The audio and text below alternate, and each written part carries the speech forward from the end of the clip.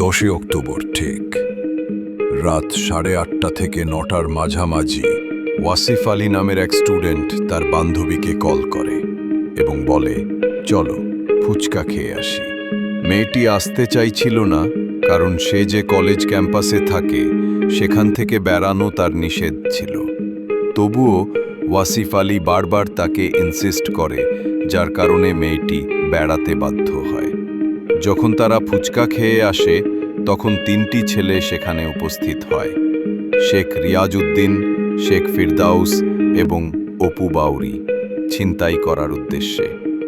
মেয়েটির কাছ থেকে তার ফোন কেড়ে নেয় এবং তার কাছ থেকে 5,000 টাকা চায় ফোনটা ফেরত দেওয়ার জন্য। এটা দেখে মেয়েটির বন্ধু সেখান থেকে পালিয়ে যায়। আর এখানেই হয় সবথেকে বড় অপরাধ। মেয়েটিকে শেখ রিয়াজউদ্দিন, শেখ ফিরদাউস এবং অপু বাউরি টেনে নিয়ে যায় জঙ্গলের মধ্যে এবং একে একে সেই জঘন্য অপরাধ করে।